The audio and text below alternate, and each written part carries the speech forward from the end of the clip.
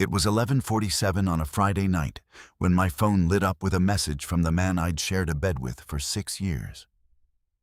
He thought he was texting her. He wasn't.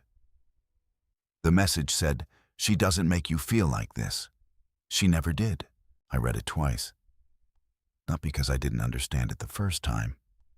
I understood it perfectly.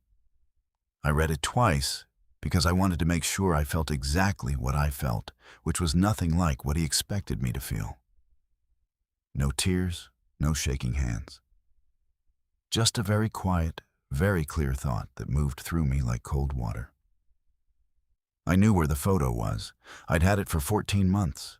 I'd almost deleted it 4 times. I opened my files. I found it. And I sent it back to the same number his message came from, without typing a single word. What happened next took 72 hours to fully detonate. But Marcus felt the first tremor the moment he looked down at his phone in the middle of a room full of people who had believed in him. I wasn't there to see his face. I didn't need to be. Before we go any further, what time is it? Where you are right now, drop your time and your country in the comments. I want to know who's up with me tonight. I moved to Atlanta when I was 26, with 2 suitcases, a job offer from a mid-size investment firm in Midtown, and the particular kind of confidence that comes from never having failed at anything you actually tried. The job was in compliance. Most people's eyes glaze over when I say that. I've learned to let them. Compliance officers are the people who read every line of every contract, who notice when numbers don't add up the way they're supposed to, who understand that the difference between a mistake and a crime is usually just intention and documentation. I was good at it in a way that felt less like skill and more like wiring. I noticed things. I remembered things. I kept records the way other people keep photographs, not because I planned to use them, but because letting go of information always felt careless to me. I met Marcus 8 months after I arrived. It was at a rooftop event in Buckhead, the kind of Thursday evening networking gathering where everyone is dressed slightly better than the occasion requires, and nobody is actually there for the panel discussion. He was standing near the bar talking to 2 men in suits, and he laughed at something one of them said. A full, unguarded laugh, head tilted back, completely unself-conscious. That was the thing that got me. Not his face, which was handsome in a structured, deliberate way. Not the Breitling on his left wrist catching the light. The laugh. It looked like a man who had nothing to hide. I have thought about that laugh many times since. We dated for a year before I moved into his place. A 2-bedroom in Midtown, on the 14th floor, with floor-to-ceiling windows that faced west. The sunsets were genuinely extraordinary. I told myself that was a silly reason to feel at home somewhere. I felt at home anyway. I unpacked my books onto his shelves, learned which burners on his stove ran hot, started buying the oat milk he claimed to hate but kept drinking when he thought I wasn't watching. There is a specific intimacy that comes from 6 years with one person. Not the dramatic kind. The granular kind. I knew that Marcus always left his coffee cup on the right side of the sink instead of putting it in the dishwasher every single morning. For 6 years, despite knowing exactly where the dishwasher was. I knew he checked his phone within 30 seconds of waking up, and then pretended he hadn't. I knew the particular silence he went into when something was bothering him at work, not sullen, just compressed, like he was taking up less space than usual. I knew him the way you know a place you've lived long enough to stop seeing. That is, I thought I did. His job was in project finance, a director role at a regional development firm that handled mixed-use properties across the Southeast. He traveled for work more than I did, but not unusually so. 2-3 times a month. Charlotte, Nashville, sometimes Jacksonville. He was good at his job in the way people are good at things that reward a certain kind of social fluency. He could read a room-build consensus, make people feel like his success was going to be their success too. His colleagues liked him. His boss trusted him. He had a reputation for being the kind of man who got things done without leaving a mess behind. He was very good at not leaving messes behind. I understand that now in a way I didn't then. The first year in that apartment, I was happy in a way that felt almost boring, which I had been told was what real happiness felt like, as opposed to the sharp, unreliable kind you feel when everything is still uncertain. I believed that. I watered the plants on the windowsill. I learned the names of the neighbors on our floor. I started a savings account I didn't tell Marcus about. Not out of secrecy, but because I'd grown up watching my mother make sure she always had something that was entirely her own, and I had absorbed that lesson without ever examining it. That savings account would matter later.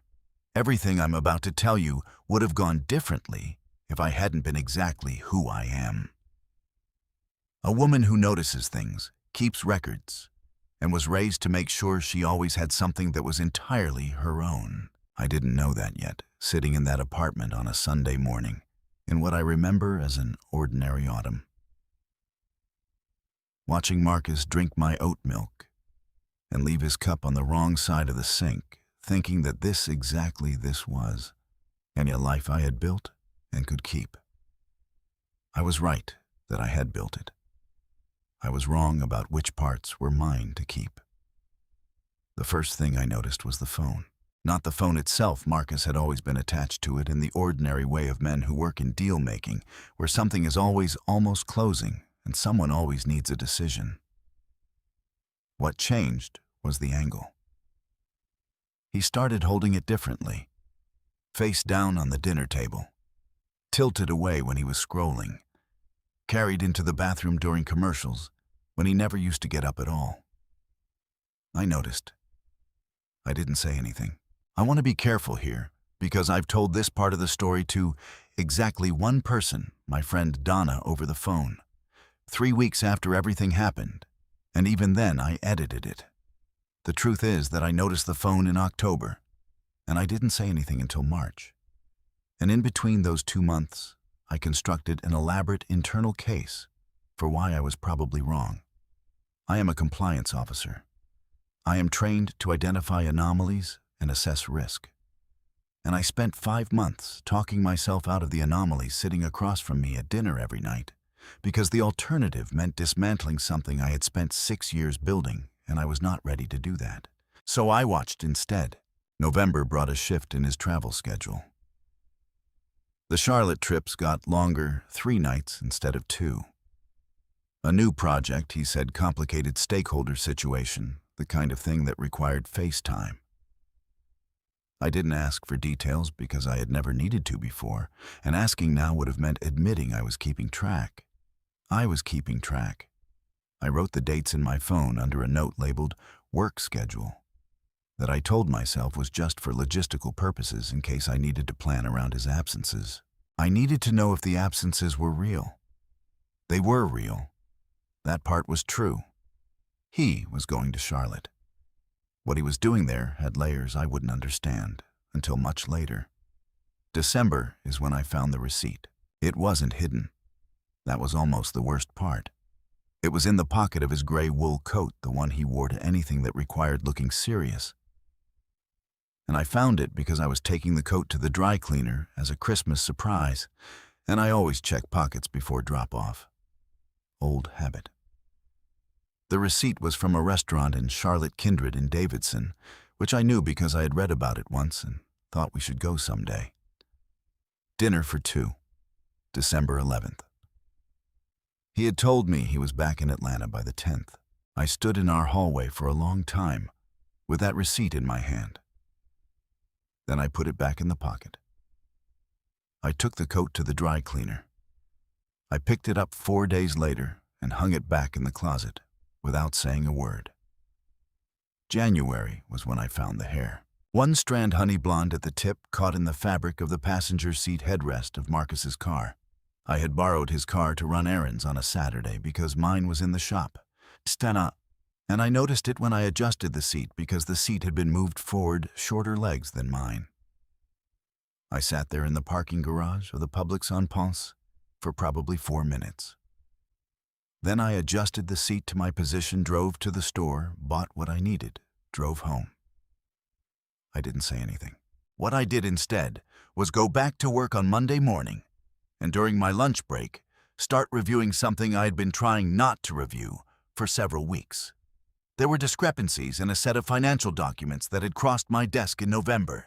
Listen, documents connected to a Southeast development project, the kind of mixed-use property deal Marcus's firm specialized in. I had flagged the discrepancies internally, noted them, set them aside, because the account wasn't mine to investigate directly. But the name of the project finance director on the documents was a name I recognized. I pulled the file. I am good at my job. Within 40 minutes, I understood that what I was looking at was not a clerical error. I didn't know yet what it had to do with Marcus specifically. I didn't know yet that it had everything to do with Marcus specifically. What I knew was that the documents were wrong in a way that had intent behind it. And that intent had a signature.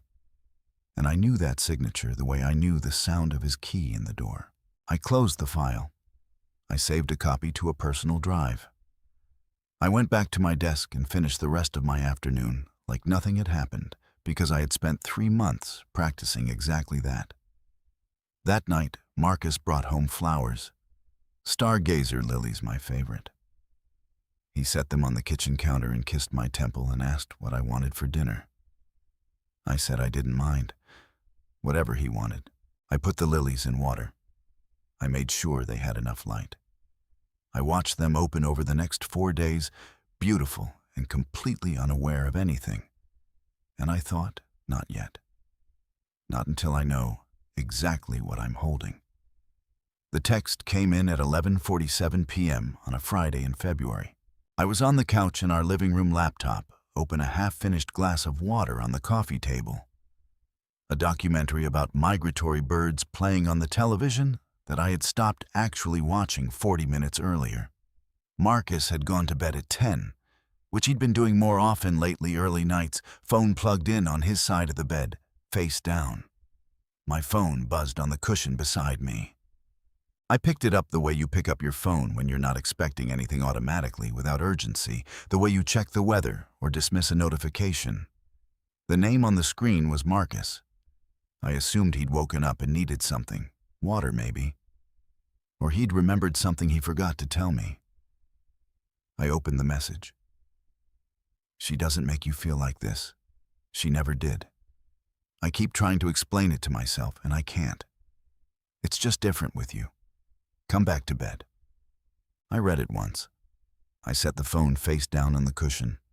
I picked it back up and read it again. The documentary was still playing.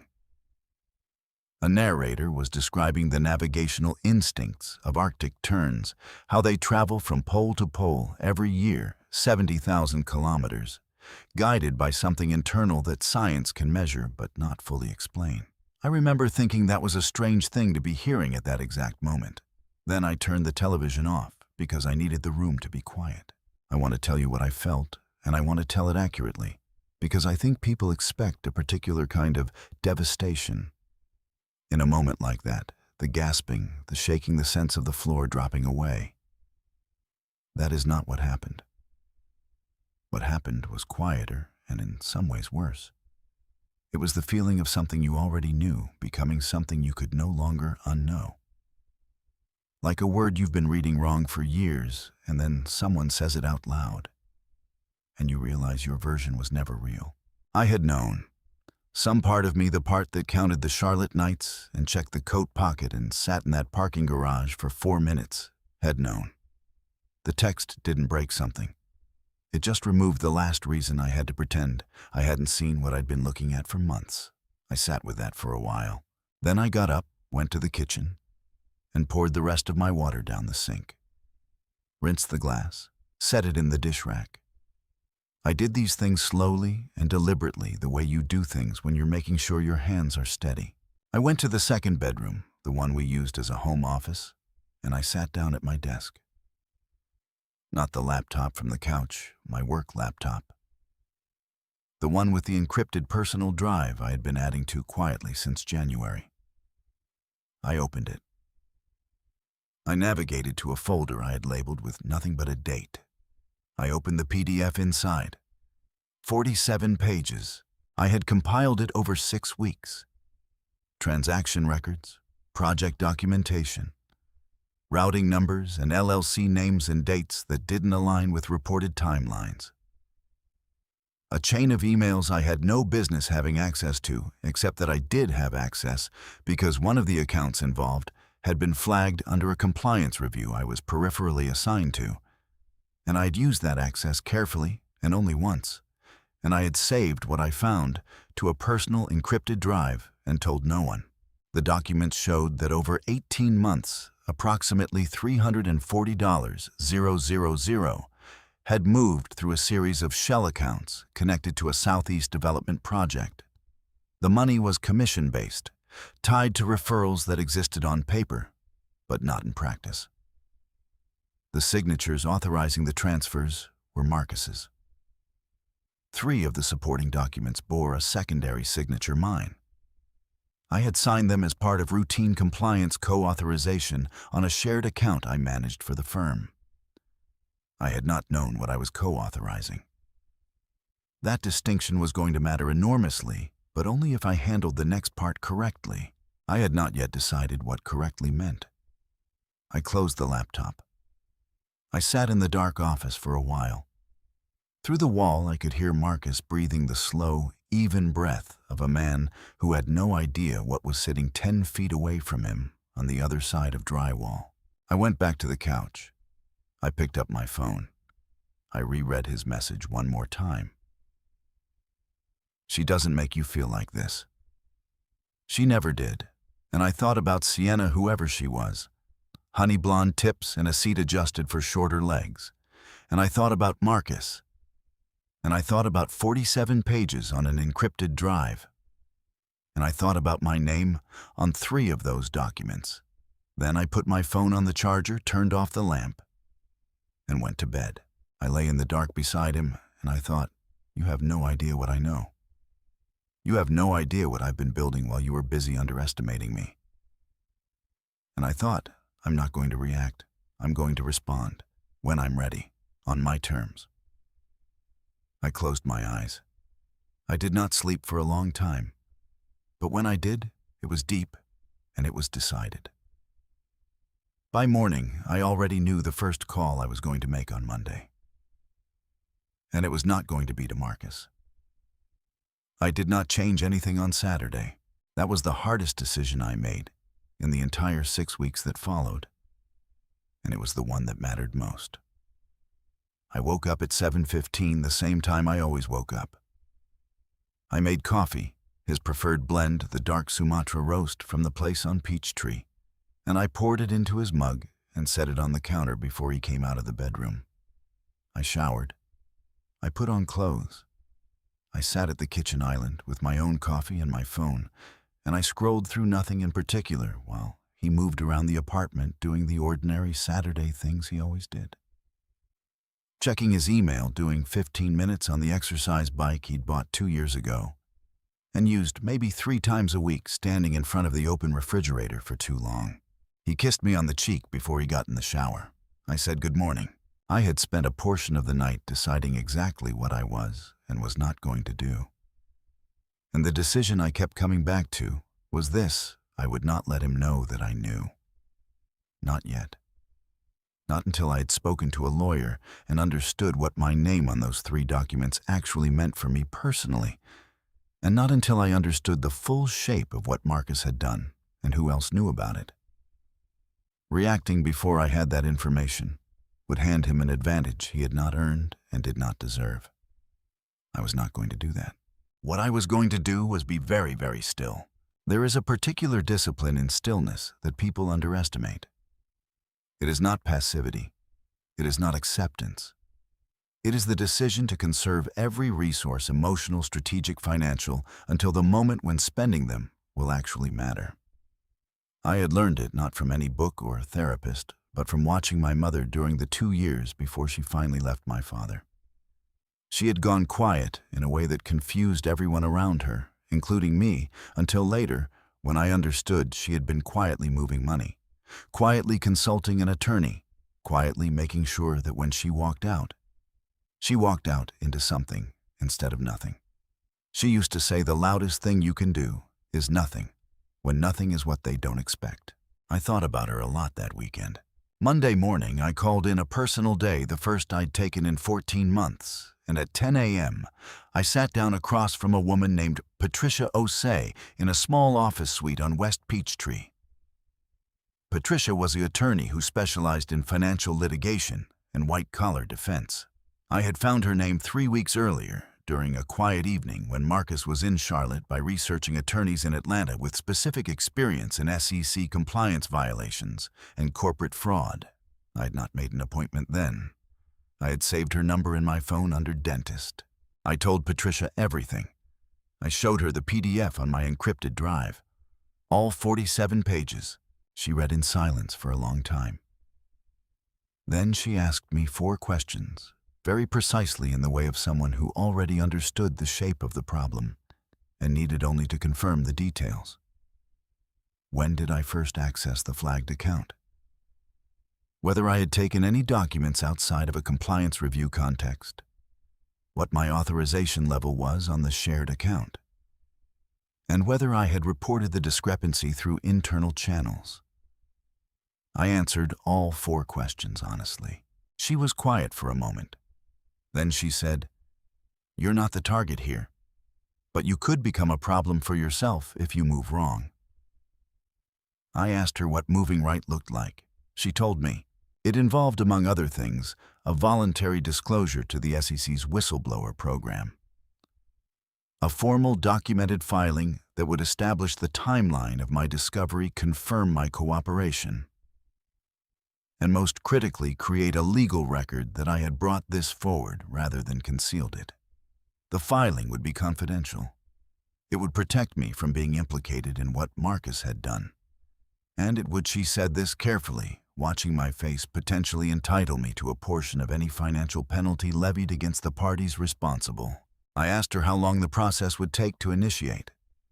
She said she could have a preliminary filing drafted by Wednesday. I said Wednesday was fine. I drove home. Marcus was at work. I walked into our apartment, the sunsets, the west-facing windows, the oat milk in the refrigerator he still pretended not to drink, and I stood in the kitchen for a moment, just letting myself feel the full weight of what was happening. Not the grief of it exactly. Something more precise than grief. The feeling of a structure you've been living inside, finally revealing what it was actually built on. Then I opened the cabinet under the sink, took out the box of garbage bags, and began very quietly to identify the things in the apartment that were mine and only mine. Not to pack them. Not yet. Just to know. That evening, Marcus came home with Thai takeout from the place we'd been ordering from since our first year together.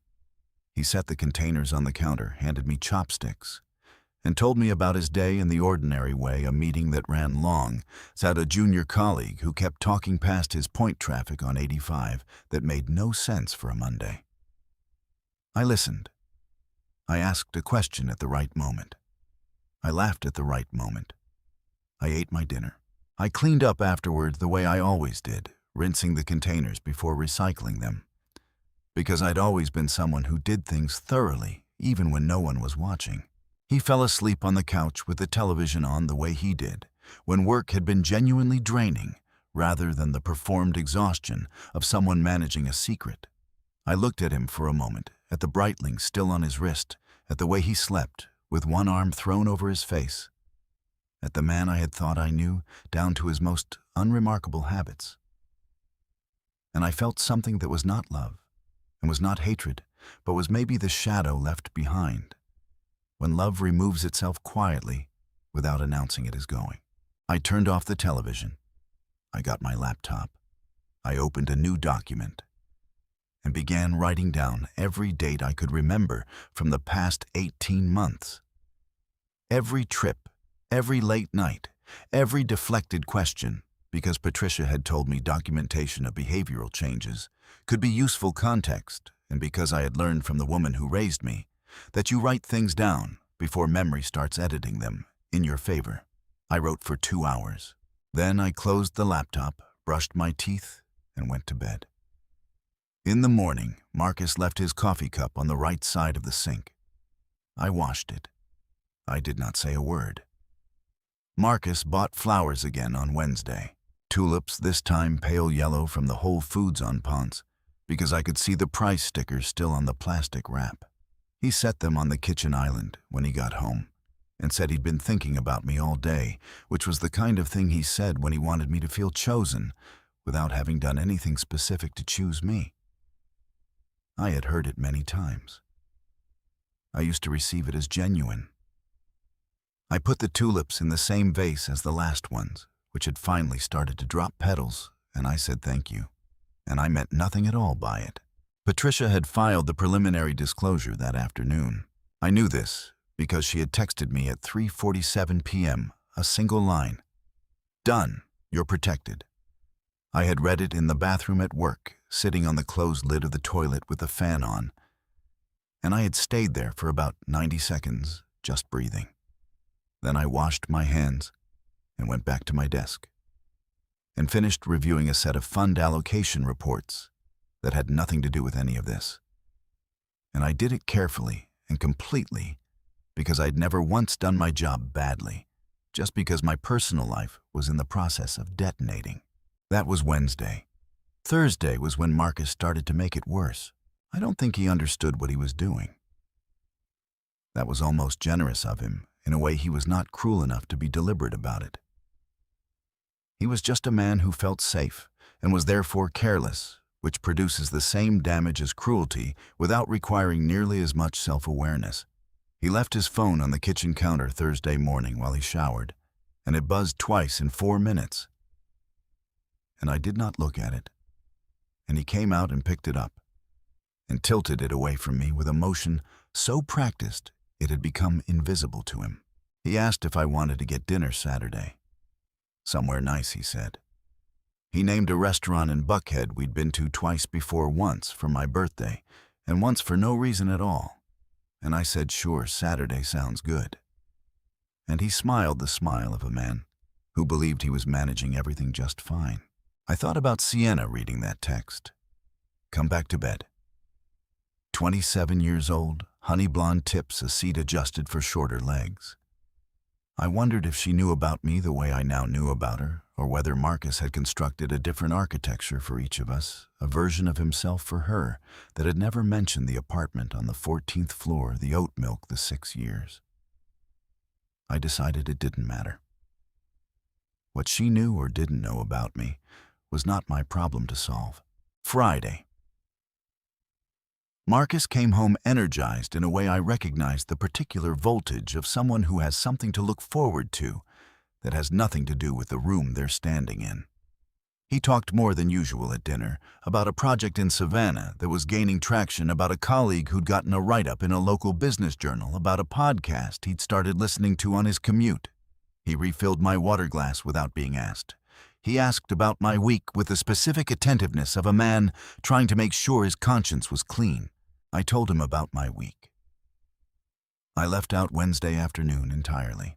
After dinner, he suggested we watch something, and I said sure.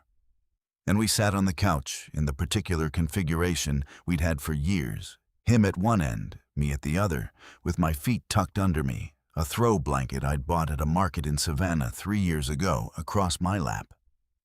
We watched 40 minutes of a series neither of us was very invested in, before he fell asleep, phone on the cushion beside him, screen lighting up. At once at 9:52 p.m. I did not look at the screen. I watched the show until the episode ended. I got up quietly and put my glass in the sink. I turned off all but one lamp. I stood at the window for a few minutes, looking at the Atlanta skyline, the lights, the constant low pulse of a city that does not fully stop, and I thought about the Four Seasons on 14th Street. 4 blocks north of us, and the charity fundraiser dinner Marcus had mentioned 2 weeks ago, the one his firm was co-sponsoring, the one he'd said was a necessary appearance situation, next Friday evening.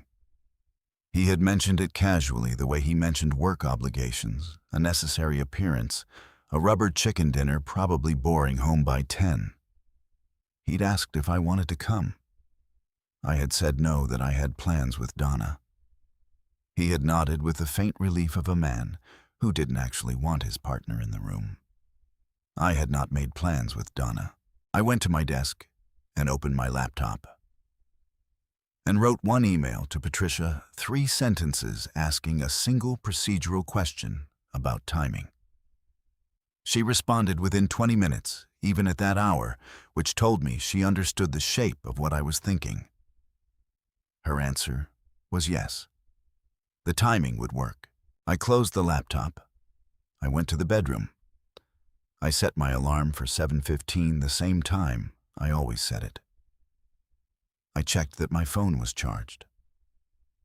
I opened my photo roll and navigated to a folder I had created in January and looked at the single image inside it, a photograph of 47 pages of documentation compressed into one clear, high-resolution image.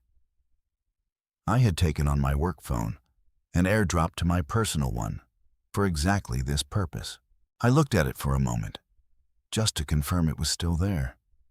It was still there. I plugged in my phone. I turned off the light.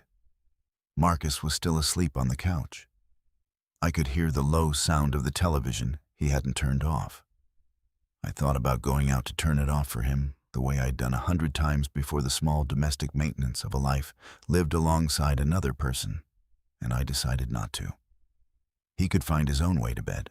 I was done managing the details of a life that had never fully been mine. Patricia called me on Tuesday at 12:23 p.m. I was eating lunch at my desk, a habit I'd developed over years of being the kind of person who finds it easier to keep moving than to stop. And I set down my fork and walked to the empty conference room at the end of the hall and closed the door before I answered. She spoke for 11 minutes. I did not interrupt her once. What she told me, I will try to reconstruct as clearly as I can, because the details matter. And I want you to understand exactly what Marcus had been doing in the time I thought he was simply building a career. The development firm Marcus worked for, Caldwell and Shore Partners, had been under informal SC scrutiny since the previous spring. Not an investigation yet. A review. The kind of quiet preliminary attention that precedes formal action when examiners find patterns in filing data that don't resolve cleanly. The patterns they had found were connected to a series of referral agreements on 3 Southeast development projects. Agreements that appeared legitimate on the surface, but which, when traced through the subsidiary entities involved, revealed a circulation of funds that served no economic purpose other than to generate fee income for a small number of individuals connected to the deals. Marcus was one of those individuals.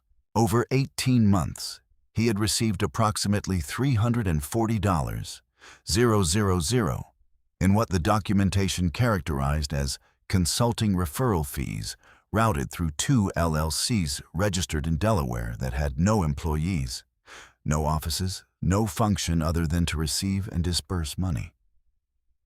The firms that paid those fees were vendors connected to Caldwell and Shore projects. The referrals those fees were supposedly compensating had never occurred. It was, Patricia said with the flat precision of someone describing a weather pattern, a fairly textbook scheme. Not sophisticated, not particularly creative. The kind of thing that works until it doesn't, which is always longer than it should be. I asked her about my name on the 3 documents. She explained it to me the way you explain something to someone who is intelligent enough to understand it fully and scared enough that you need to be careful about the order in which you deliver the information. My signature appeared on co-authorization forms for a shared compliance account that had been used as a pass-through in 2 of the transactions. The authorizations were for amounts below the threshold that would have triggered my independent review obligation. $4, $806, $200 respectively. Amounts chosen, Patricia said with some deliberateness. Amounts that would pass through the routine co-authorization without requiring the co-authorizing officer to examine the underlying transaction. He had used my signature. He had calibrated the amount specifically so I would not look closely. I sat with that for a moment. Patricia continued. Because I had filed the voluntary whistleblower disclosure before the SEC's review had become a formal investigation, and the formal investigation had been opened 9 days after my filing, which meant my disclosure had contributed to the decision to escalate. I was classified as a cooperating witness rather than a subject. My exposure was effectively zero, provided I continued to cooperate fully, which I intended to do. Then she told me the other part. The SEC whistleblower program under Dodd-Frank provides financial awards to individuals who voluntarily provide original information that leads to a successful enforcement action resulting in sanctions exceeding $1 million. Awards range between 10 and 30% of the sanctions collected. Patricia said she could not predict the final sanction amount or the award percentage, and that the process would take time, months, possibly longer. But based on the documentation I had provided and the scope of what the SEC's own review had already uncovered, she believed the sanctions would exceed the threshold significantly. I asked her what significantly meant. She said she preferred not to speculate. Then she said in the careful way of someone who is speculating, "Think about what you could do with 10% of what they recover. Then think about what you could do with 20. I thanked her. I told her to proceed with everything. I went back to my desk and picked up my fork and finished my lunch, which was cold by then. And I ate it anyway because I was not going to waste food over Marcus Caldwell. Not now, not ever. That afternoon, I did something I had not done in 6 years. I called my mother. Not to tell her everything? I couldn't, not yet, not while the process was active, and Patricia had advised discretion. I called her because I needed to hear her voice, and because there was one specific thing I needed to ask her. She answered on the second ring the way she always does, and we talked about ordinary things for a few minutes, her garden, my cousin's new baby, whether I'd seen the documentary series she'd recommended in January. Then I asked her when you were getting ready to leave, and you knew what you were going to do, but hadn't done it yet. How did you keep going through the regular days? She was quiet for a moment. Then she said, "I kept reminding myself that every ordinary day I got through was another day he didn't know what was coming. And that felt like something.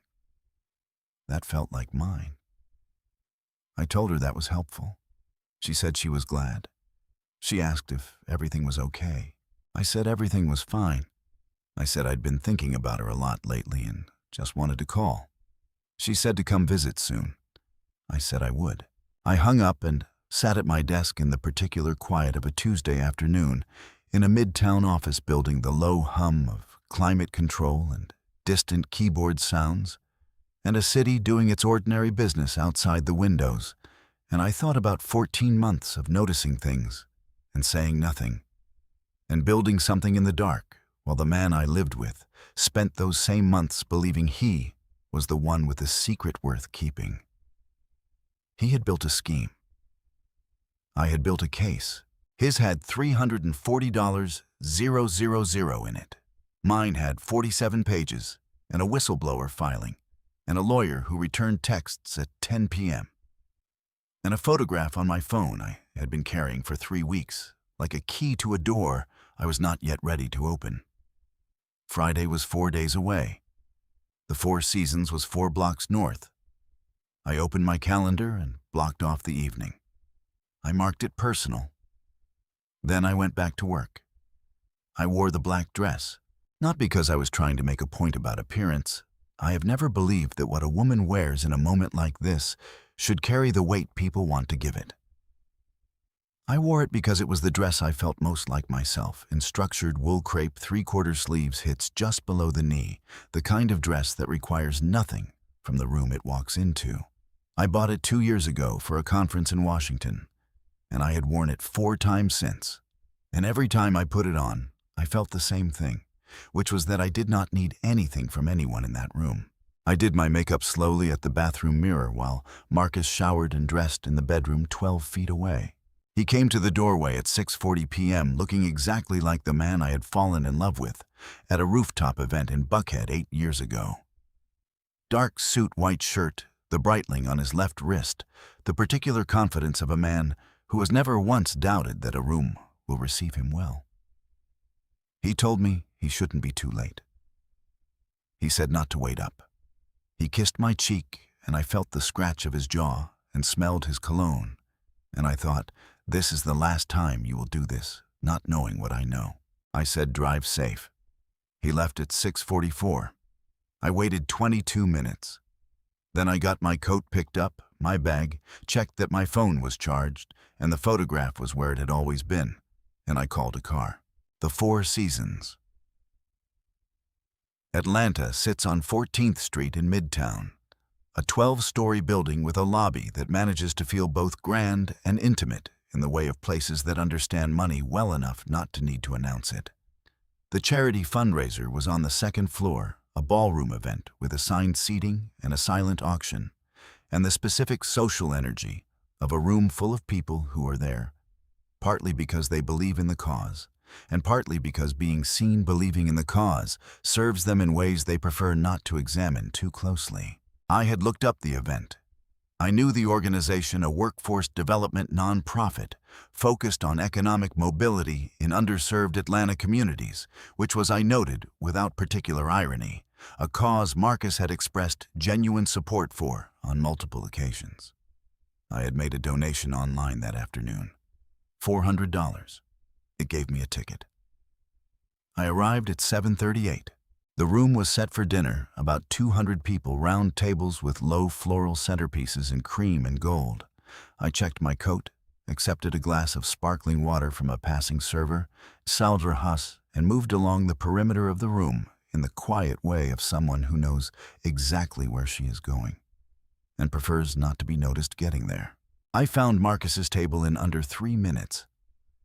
Table 7 near the front, positioned for visibility, the kind of placement a co-sponsoring firm receives, as a matter of course.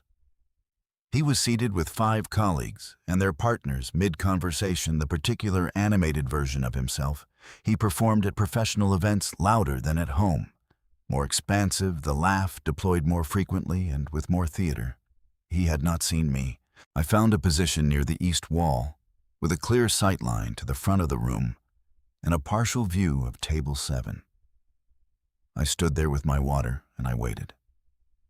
Dinner was served at 8. The program began at 8:45. Remarks from the nonprofit's executive director, a video, 2 testimonials from program participants that were quietly devastating in the way of real stories told without performance. I watched the room respond to them, and thought about how strange it is that people can be genuinely moved by stories of resilience and injustice in a ballroom while being themselves in the process of committing one. At 9:12, the MC announced the evening's corporate speakers. Marcus was third. I watched him stand. He buttoned his jacket, the automatic gesture of a man preparing to be looked at, and he moved toward the small podium at the front of the room with the easy confidence of someone who has done this many times and expects it to go well. He adjusted the microphone. He looked out at the room with the particular expression of a man who is about to say something he has rehearsed just enough to sound unrehearsed. He began to speak. I opened my phone. I navigated to the photograph. 47 pages of documentation compressed into one high-resolution image, clear enough that every number and every signature and every routing detail was legible if you knew what you were looking at. I had sent it once before to Patricia in January. I had sent it once more to a specific address Patricia had provided 9 days before this evening. Now I opened Marcus's contact. The same contact his text had come from 11 days ago at 11:47 p.m. on a Friday. She doesn't make you feel like this. She never did. I attached the photograph. I did not type a single word. I pressed send at 9:16 p.m., while Marcus was approximately 40 seconds into his remarks, speaking about community investment and the responsibility of the private sector to the city that had built them. I put my phone in my bag. I watched. It took longer than I expected, nearly 90 seconds, which told me he had silenced his phone before coming to the podium, but not turned it completely off. He was mid-sentence, something about sustainable economic growth, when I saw it the almost imperceptible shift. A micro-movement at the jaw. his eyes dropping for a fraction of a second toward his jacket pocket before catching themselves and returning to the room. He kept speaking. I will give him that. He finished the sentence he was in and began another one. And to anyone not watching for it, nothing had changed. But I was watching for it. And I saw the exact moment Marcus Reed understood that something had gone wrong, that the particular wrong thing he was afraid of had just arrived, and that he was standing at a podium in front of 200 people with absolutely nowhere to go. He wrapped up his remarks 40 seconds earlier than the prepared version I had found on the firm's event preview page. He said thank you. He stepped back from the podium. He buttoned his jacket again with slightly less precision than before. He did not look up. I set my unfinished water on a side table. I retrieved my coat from the check. I walked out of the Four Seasons at 9:19 p.m. into the cool February air of 14th Street, and I stood on the sidewalk for a moment, just breathing. A car was already on its way. I had scheduled it from the lobby. I got in. I gave the driver the address of my new apartment, the one I had signed a lease on 8 days ago, the one Marcus did not know existed, the one that was small and on the 3rd floor and faced east instead of west, and had no extraordinary sunsets whatsoever. I did not look back at the building as we pulled away. I had already seen everything I needed to see. I slept 8 hours that night. I want to say that plainly because I think it matters not as a detail of triumph, but as a factual record of what the body does when it has been holding something for a very long time, and finally sets it down. I had not slept 8 consecutive hours in 14 months. I know this because I had been tracking it the same way I tracked everything in the Notes app on my phone, under a heading that said nothing but a series of dates and numbers. The longest stretch before that Friday night was 5 hours and 40 minutes in November. During a week, Marcus was traveling, and the apartment was quiet in a way that felt like relief rather than absence. That should have told me something. I woke up at 7:15 from pure habit in a bedroom that smelled like fresh paint and the particular neutral nothing of a space not yet lived in, and I lay there for a moment, taking inventory of how I felt. Not triumphant, not devastated. Something more like the feeling after a long flight when you finally landed and cleared customs and you're standing at the arrivals exit and the work of getting there is done. And what comes next is simply the place you were always going.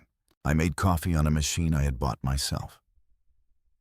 I sat at a small table by the east-facing window and watched the morning come in, which was not as spectacular as the west-facing sunsets I had given up, but was mine. In a way, those sunsets had never quite been. My phone rang at 8:47. It was Marcus. I let it ring. He called again at 9:02, then at 9:15, then a text at 9:23 that said, Elena. Please call me. I need to talk to you. Then another at 9:31. Where are you? I went home, and you weren't there.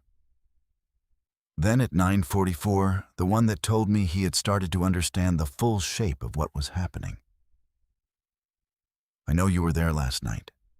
We need to talk before this goes further. Before this goes further. I read that one twice.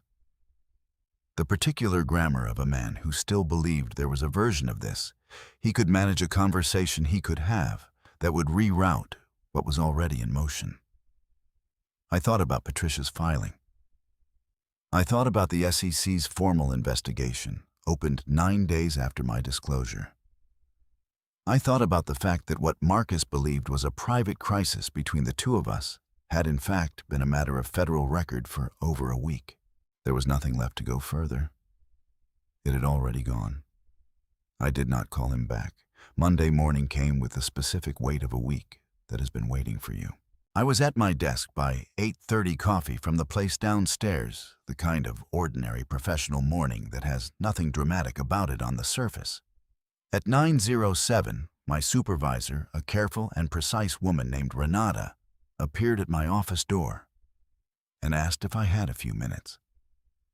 The expression on her face was the expression of someone who has information they didn't have on Friday and are still deciding how to hold it. I said, of course. We went to her office. She closed the door. She told me that she had received a call that morning from the firm's general counsel regarding an SEC inquiry connected to Caldwell and Shore Partners and several associated entities. She said my name had come up in the context of co-authorization documents. She said the general counsel wanted to speak with me directly. I told her I was already represented by counsel and had been cooperating with the SEC as a whistleblowing witness since February. I told her Patricia's name and contact information. I told her that my cooperation predated the formal investigation and that I had been advised my exposure was zero. Renata looked at me for a moment with the particular expression of someone recalibrating something they thought they already understood. Then she said, "How long have you known?" I said, "Since January." She was quiet. Then she said she would let me get back to my desk. The call from Caldwell and Shore's HR department came at 11:15 that morning. Not to me. I was not their employee, and they had no standing to call me directly. They called Marcus. I know this because Donna, who had a friend at the firm, texted me at 11:43 with 3 words. Did you know I called her back and told her enough? Not everything. Enough. Marcus was placed on administrative leave, pending investigation, at 11:30 a.m. on a Monday. By 2 p.m., the news had moved through the particular social infrastructure of Atlanta's Black professional community, the group chats, the LinkedIn activity, the careful silences in conversations, where his name came up with a specific velocity of information about a person everyone thought they knew. By Wednesday, his firm had issued a statement about an internal review and personnel changes. The statement named no one, but was specific enough in its language that anyone with context could read it clearly. I learned this from Donna. I did not follow it directly. I had made a decision early in that week not to monitor Marcus's unraveling in real time. Not because I felt generous toward him, but because I understood that watching it would require me to keep some part of my attention in a place I was trying to leave. What I know is the shape of what happened assembled afterward, from what Patricia told me, what Donna told me, and what I eventually read in a brief SEC enforcement notice published 3 months later. The Breitling went first. Donna mentioned it in passing 3 weeks after the fundraiser she'd heard from someone who'd seen Marcus at a consignment place on Peachtree Road. I said nothing. I thought about the day he'd bought it, the story he'd told me about treating himself after the promotion, the way he'd worn it every single day for 4 years, like a proof of something. A $7.400 watch. A piece of a $340,000 scheme. A man reducing himself to components and selling what he could. Sienna stopped returning his calls by the end of February. I know this not because I was tracking her, but because Marcus told me in a voicemail he left on a Wednesday night that I did not listen to until 2 weeks later. He said a number of things in that voicemail. He said he had made terrible choices. He said he was sorry in the specific way of someone who is sorry about consequences rather than causes. He said Sienna had ended things when she found out about the investigation, which I noted without surprise. He said he needed to talk to me. At the end, he said, I don't even know who I thought I was. I saved the voicemail, not to use it, just because it seemed like the kind of thing that should exist somewhere as a record. His lease on the Midtown apartment, which had been in his name alone, a detail that had once seemed like a mere administrative convenience, and now revealed itself as the first domino, became untenable within 60 days. The firm had frozen his compensation pending the investigation outcome. The Delaware LLCs had been seized as part of the asset review. The referral fees that had seemed like architecture turned out to have been scaffolding, and scaffolding, when you remove the structure it was built around, is just metal and air. He moved in with his mother in Decatur. I know because she texted me. Not to argue, not to assign blame, Just a message from a woman I had known for 6 years, who had watched her son construct something and was now watching it come apart, and who, in the particular way of mothers who have spent decades loving someone they cannot always protect, needed to ask the question she could not ask him. Her text said, "Elena, what did he do to you?" I sat with that message for a long time. Then I wrote back, "Nothing I didn't survive." I meant it as an answer. I think she understood it as one.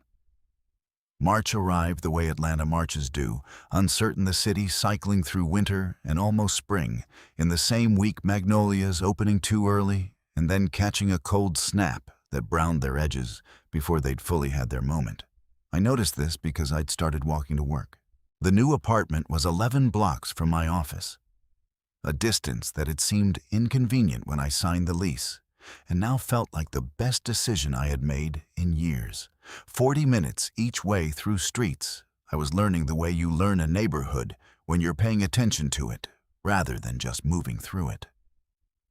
The bakery on Juniper that opened at 6:30, the building on 10th with the fire escape covered in potted herbs.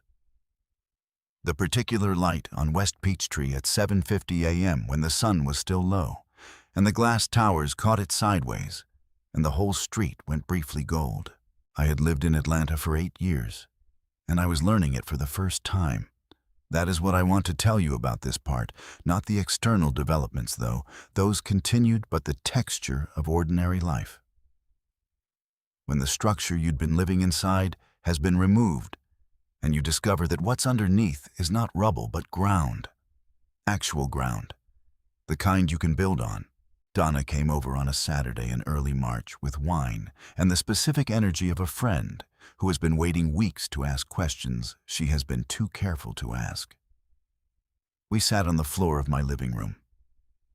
I didn't have a couch yet, just a rug I'd bought at the West Elm on Peachtree and 2 cushions from a home goods store on Ponce, and she asked everything she'd been holding.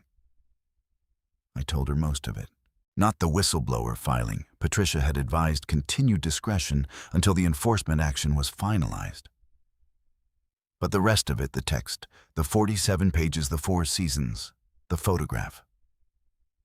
Donna listened without interrupting, which is a skill most people do not have, and which I had always loved about her. When I finished, she was quiet for a moment. Then she said, "You sent one photo." I said yes. She said, "Elena." Just my name. The way people say your name when they don't have words, but they want you to know they see you completely. We stayed on the floor until midnight. The professional reverberations continued to move outward through April in the way of these things, not with the explosive visibility of a public scandal, but with the quieter, more durable damage of a reputation coming apart in the spaces where decisions actually get made. Atlanta's business community is large enough to seem anonymous and small enough that everyone who matters knows everyone who matters. And word of an SEC investigation attached to your name moves through it with the efficiency of water finding level. Marcus had built his career on relationships. The investigation didn't just cost him his job, it retroactively contaminated the relationships because people who had vouched for him, who had put his name in rooms, who had introduced him with the specific confidence of someone lending their own credibility, now had to reckon with what that lending had cost them. Some of them were angry, some were embarrassed. Several, Patricia told me, had cooperated with the SEC's investigation in ways that added material to the case against him. There is a particular justice in that. When you build on other people's trust and then spend it, they don't just stop trusting you. They start paying attention to where they put their trust next time, and that attention sometimes circles back to what they missed before. My own professional situation evolved in a direction I had not anticipated.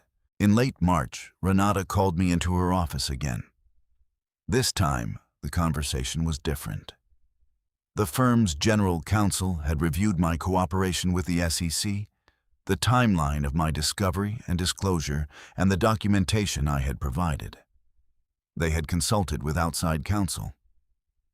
The conclusion, Renata told me, with the careful warmth of someone delivering good news, they want to be sure lands correctly, was that my conduct throughout had been exemplary, not just within policy, but beyond it.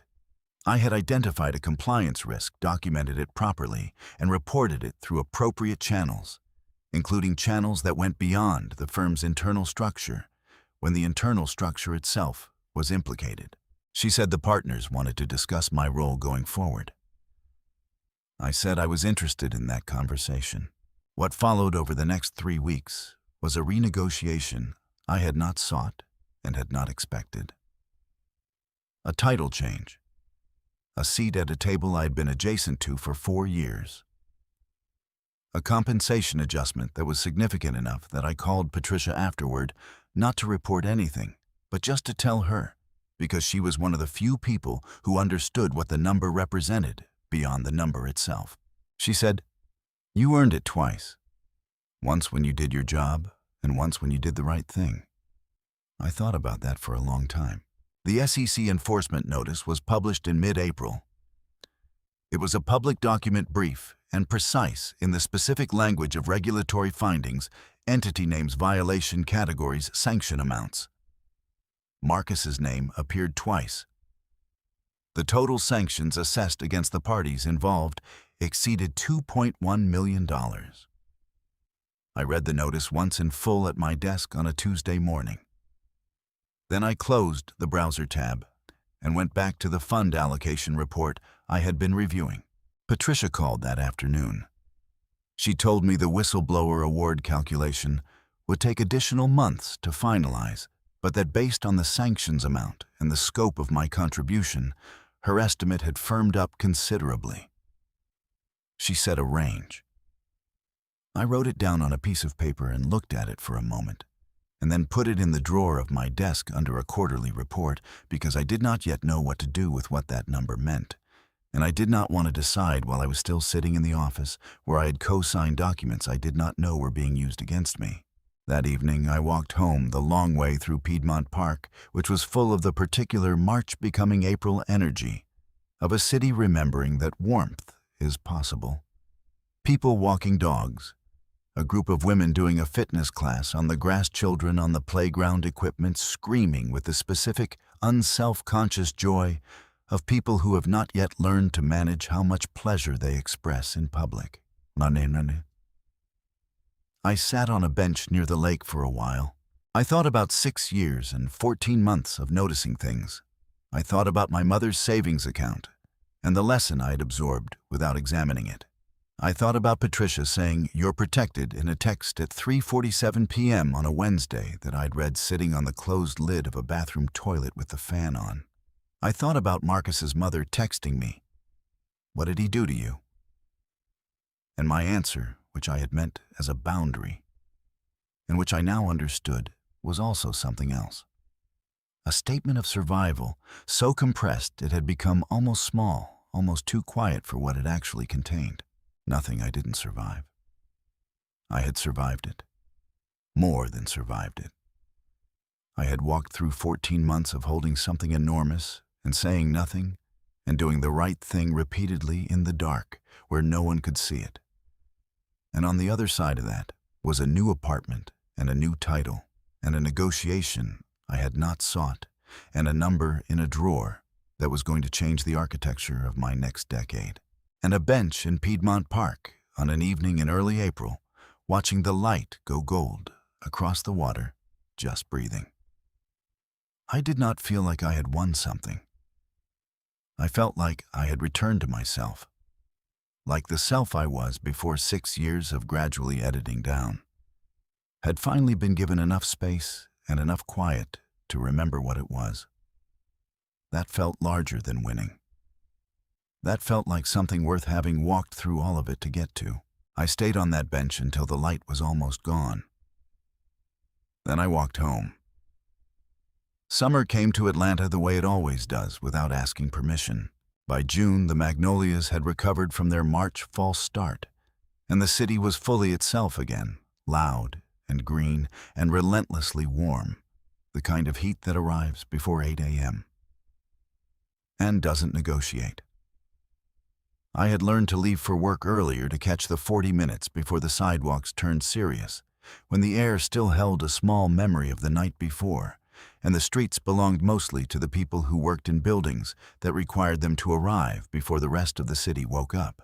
I had started to love Atlanta in a new way during those mornings. Not the Atlanta I had shared with Marcus, the rooftop events, the Buckhead restaurants, the particular social circuit of people building careers and performing the life that surrounded them. This was smaller and more specific: the bakery on Juniper, the fire escape covered in herbs, the security guard at my building named Curtis, who always asked about my weekend with the genuine curiosity of someone who actually wanted to know. These things had been there the whole time. I had been too occupied with a version of my life that was only partially real to notice them properly. The Whistleblower Award was finalized in late May. Patricia called on a Thursday afternoon and told me the number, with the specific understatement of someone who has delivered good news enough times to know that the quiet version lands better than the dramatic one. I was standing in my kitchen barefoot on the tile floor, a glass of water in my hand. And she said the number, and I said thank you. And we talked for a few more minutes about the logistics of the transfer and the tax implications and the documentation I would need to keep. And then we said goodbye. I set the glass down on the counter. I stood there for a while. The number was enough to pay off the student loans I had been servicing for 11 years. Enough to fund the down payment on a property I had been watching in a neighborhood I loved. Enough, Patricia had noted with quiet significance, to constitute real capital, the kind that compounds, the kind that changes not just your present situation, but the range of futures available to you. I had earned it by doing my job correctly, by noticing things, by keeping records, by filing a disclosure at the right moment with the right information through the right channels, by being exactly the person I had always been in a situation that had tried very hard to make me someone smaller. I called my mother that evening. This time, I told her everything. She listened the way she had always listened, without rushing to fill the silences, without performing the reactions she thought I needed, just present on the other end of the line. In the solid, particular way of a woman who has survived her own version of this, and knows that what the other person needs is not commentary, but witness. When I finished, she was quiet for a moment. Then she said, "I always knew you had good records." I laughed. A real one, the kind that comes from somewhere deep and unrehearsed. I laughed for longer than the joke required, which is how you know it landed somewhere true. She said, "Come visit soon." I said I would. I said I was going to need her to show me the garden because I was thinking about putting some plants on my east-facing balcony, and I had no idea what survived a third-floor situation in Atlanta heat. She said she'd been waiting for me to ask about plants for years.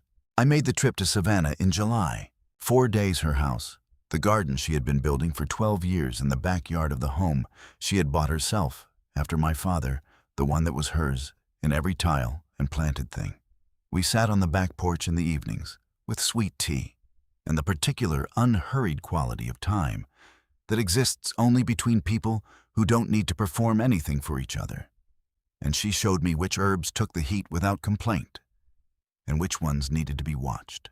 I took notes, literal ones, in the small notebook I kept in my bag, the same way I kept records of everything that mattered. She noticed me writing and didn't say anything for a moment. Then she said, "You're going to be okay, you know, not eventually. You already are." I looked up from the notebook. I thought about the couch on a Friday night at 11:47 p.m. and a message sent to the wrong number.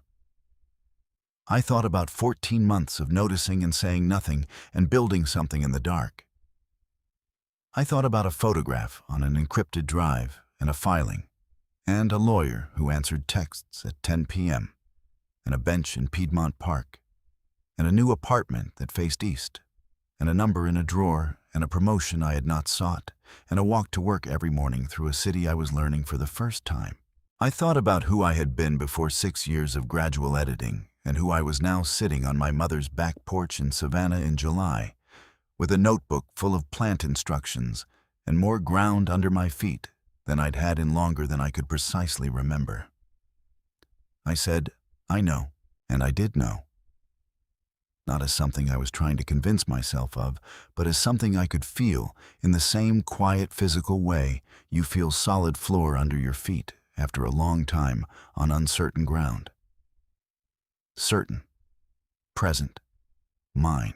I stayed 4 days and came home with 6 herb cuttings wrapped in damp paper towel and a terracotta pot my mother had pressed into my hands at the car. And I put them on the east-facing balcony of my 3rd-floor apartment the evening I got back in the last of the July light. And I watered them carefully, and then I went inside and made dinner and ate it at my small table by the window. I did not look at my phone while I ate. I did not think about Marcus. I thought about the morning walk and the bakery on Juniper and Curtis at the front desk, and Donna coming over Saturday, and the property I was beginning to look at seriously, and the decade opening in front of me like a room I had not yet furnished, but which was mine to fill however I chose. Later that evening, I opened my phone and navigated to the folder I had kept since January of the previous year. The encrypted drive, the 47 pages, the photograph. I looked at it for a moment. Then I deleted the folder. Not because it had stopped being true, because I no longer needed to carry it. The record existed where it needed to exist, in SEC filings, in Patricia's documents, in the enforcement notice published in April. It was held somewhere permanent. I did not need to hold it too. I set my phone down on the counter. I went to brush my teeth, and I washed my face, and I turned off the lights in the order I always turn them off. And I got into bed in my east-facing apartment, and I closed my eyes. Outside, Atlanta was doing what Atlanta does, yes, warm and relentless, and full of people building things, some of them solid and some of them not. And the city not particularly caring, which was which, just continuing, just going. I went to sleep. I slept 8 hours.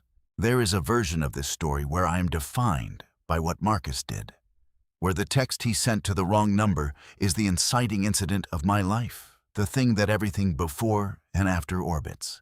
I have heard that version told about women like me, women who discovered something, who survived something, who rebuilt something. And in that version, the rebuilding is always framed as a response to the damage, a recovery, an aftermath. That is not the story I lived. The truth is that everything I used to get through those 14 months, the noticing, the record keeping, the patience, the discipline of stillness, the savings account, the encrypted drive, the call to Patricia, the photograph, none of that came from what Marcus did. It came from who I already was. He did not create my strength. He simply created a situation in which my strength had nowhere left to hide. I think about that when I water the herbs on my balcony in the morning. I think about the woman who had been carefully building things in the background of her own life for years without fully understanding that she was building them for exactly this. I think about my mother's savings account. And the lesson I absorbed without examining it, which turned out to be the most important thing I owned. If you are sitting with something right now, a silence you've been keeping a thing, you've noticed that you haven't yet named out loud a folder on a drive you made, without fully knowing why. I want you to trust what you have been quietly building. It is not nothing. It is not small. It is exactly what it needs to be, and when the moment comes that requires it, you will know. You have always known more than you were given credit for. So have I. If this story found you at the right moment, leave a comment below. Tell me what time it is where you are. Tell me what you're holding.